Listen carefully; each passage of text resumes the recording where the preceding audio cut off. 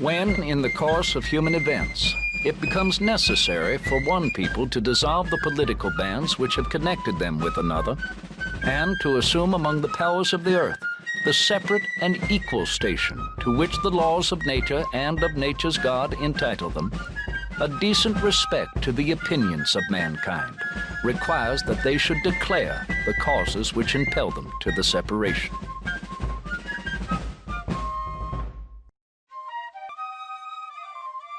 There are some common myths and misconceptions regarding the Declaration of Independence.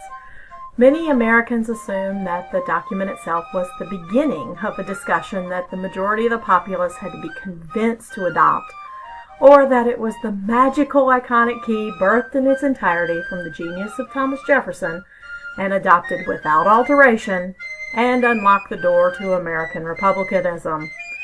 Nothing could be further from the truth. What the Declaration is at its core is a piece of paper. It's an iconic, important piece of paper, but a piece of paper nonetheless. But it's more than that because of what it represents. It's the physical manifestation of an event, all caps with an exclamation point. It was one that reached far beyond what the Second Continental Congress was doing there in Philadelphia. It's a rationale for what they'd just done and what they were about to do, and it was a reflection of the ideas of the people. How do we know this? Many of the founders who lived to a ripe old age received those "tell us about" letters. In one of those letters, someone asked Jefferson, "So how did you decide what was going to be in the Declaration? Where did those ideas come from?" And Jefferson said that the Declaration was, quote, "neither aiming at originality of principle or sentiment, nor yet copied from any particular and previous writing. It was intended to be an expression of the American mind." So the Declaration isn't filled with original thoughts from the sage of Monticello. Instead, it's a reflection of what many Americans assumed about government and their rights in it.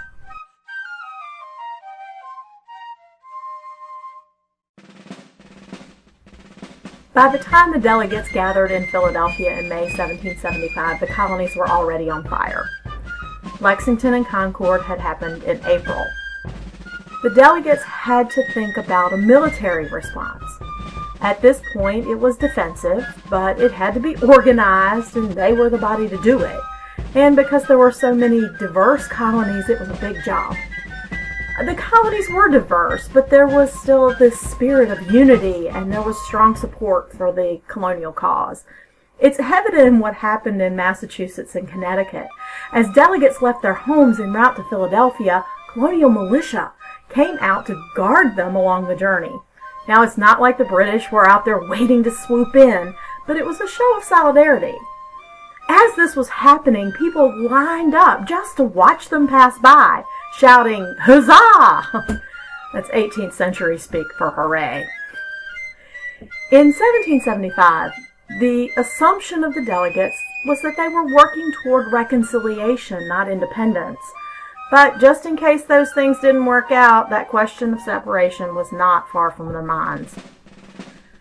The Olive Branch Petition was approved on July 5th, 1775. It was one more attempt at reconciliation. It would be the last one. It declared loyalty to the king, didn't talk about rights or make demands, just asked for his assistance in settling these problems with Parliament.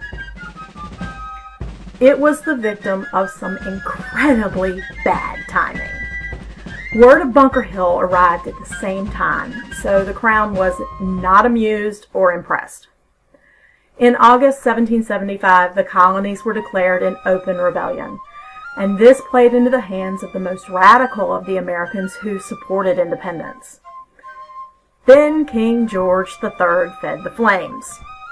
In October 1775, in a speech in Parliament, he stated that what was happening in the North American colonies was, quote, "carried on for the purpose of establishing an independent empire, and the authors and promoters of this desperate conspiracy meant only to amuse while they are preparing a general revolt."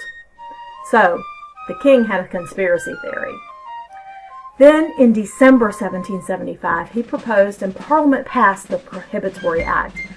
This prohibited any commerce with the colonies and removed the British protection from colonial shipping. Suddenly, it is perfectly lawful for the British or any other nation to attack and raid American ships. As John Hancock put it, the making all our vessels lawful prize don't look like a reconciliation. Remember, Hancock made his money from shipping and trade. Yeah, now we might understand the size of that signature. Now, it's important to point out here that the men in Philadelphia were still going through a process of independence. It was a thought, an uncomfortable one filled with uncertainty. John Dickinson put it very well when he said that separation would be like being, quote, torn from the body to which we are united by religion, liberty, laws, affection, relation, language, and commerce. The thought was painful. Common Sense was published in early 1776 and was directed toward the populace, not the elite. It was a clear call for independence, and it shifted public sentiment further in that direction. In a research for her book, American Scripture, Making the Declaration of Independence, Pauline Maier found over 90 declarations of independence written by localities, towns, or at colonial level conventions. So it wasn't just those men gathered in Pennsylvania that were talking independence. It was everyone, from the simple farmer to the rich merchant. People were being asked for their individual decisions on the matter, and it was their shared grievances and feelings of betrayal from the king that shaped the decisions that they made.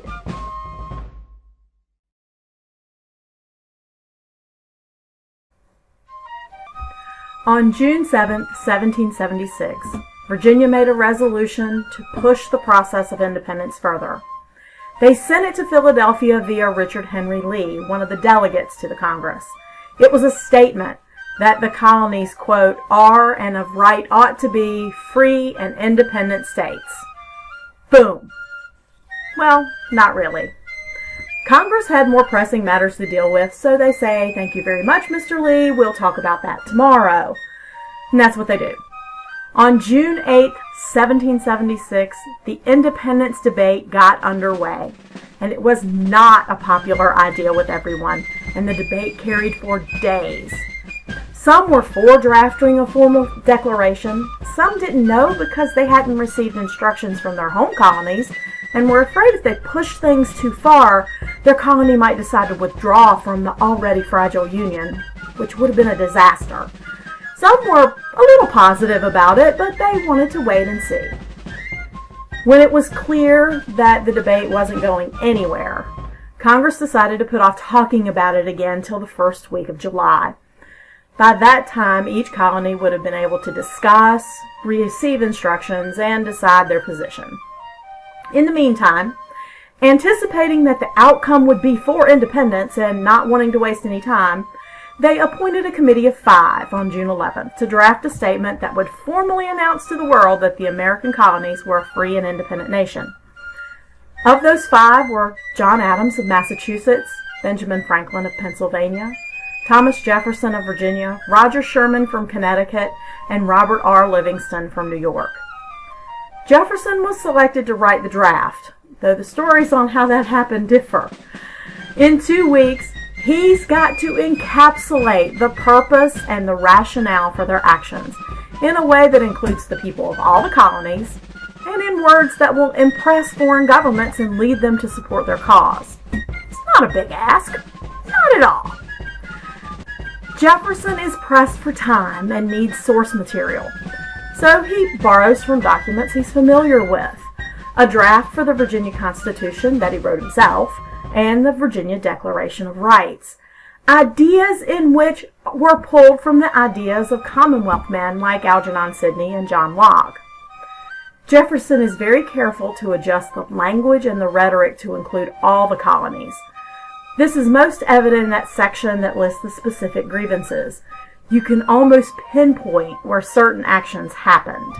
We hold these truths to be self-evident, that all men are created equal, that they are endowed by their Creator with certain unalienable rights, that among these are life, liberty, and the pursuit of happiness. The one passage in Jefferson's draft of the Declaration that was never going to pass muster, and he had to have known that, he was a smart man, was the passage on slavery.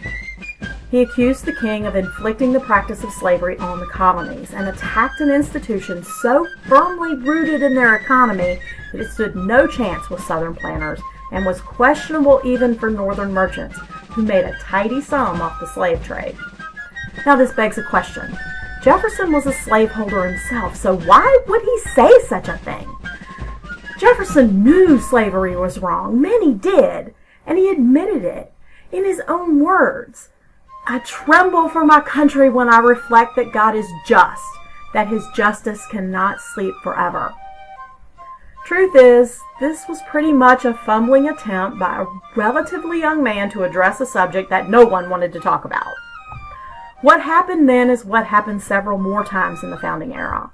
The issue of slavery is raised and no one knows how to deal with it. What do people do with things they can't deal with? They shift them out of sight in the hope that somebody else is going to come along and take care of it. That's exactly what would happen in this case, and for most of the next century, until, as Jefferson feared, things ended in violence and bloodshed.